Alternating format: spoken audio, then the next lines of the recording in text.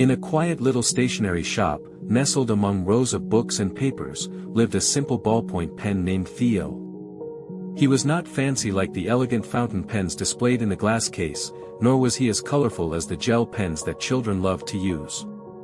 He was plain, just a blue pen with a plastic body and a simple tip. For a long time, Theo sat on the shelf, waiting for someone to choose him. Every day, customers came and went, picking shinier, more expensive pens.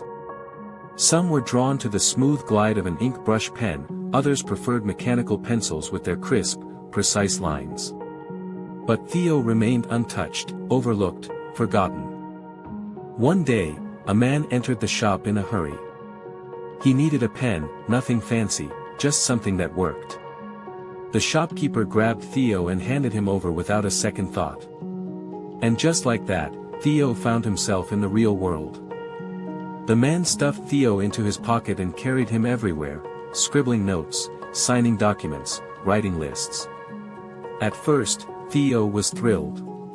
He finally had a purpose. But soon, he realized that being useful was exhausting. His ink flowed constantly, and his tip grew dull from the pressure of hurried handwriting. Unlike the fancy pens, he had no refillable ink cartridges, no gold-plated nib to make him valuable.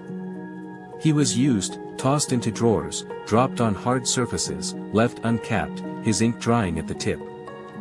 One day, after months of being overworked, Theo was cast aside. His ink had run low, and he skipped when he wrote. The man tried scribbling on a piece of paper, shaking him, but Theo could barely leave a mark. With a sigh, the man tossed him into a dusty corner of his desk, where broken paperclips and dried-out markers lay forgotten. Theo wanted to give up. He had worked so hard, but in the end, he was just another disposable pen. But something inside him refused to accept that this was the end. He still had ink left, just a little. He just needed to prove he wasn't useless. Days passed. Then weeks. One afternoon, a young woman sat at the desk, searching for something to write with. She had an idea, a brilliant idea for a story, but no pen.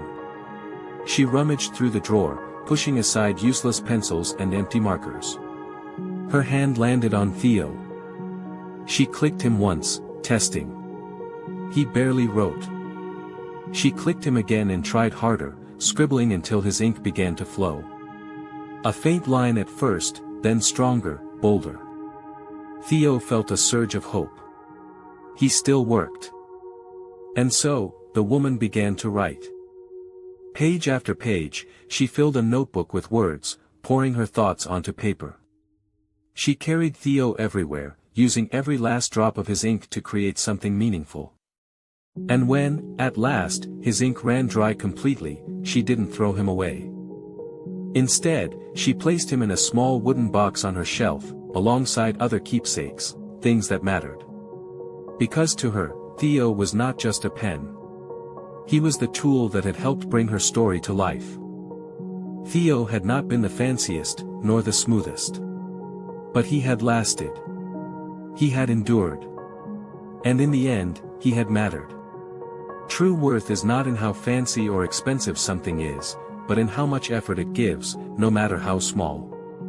Keep going, even when you feel overlooked, because one day, your persistence will create something unforgettable.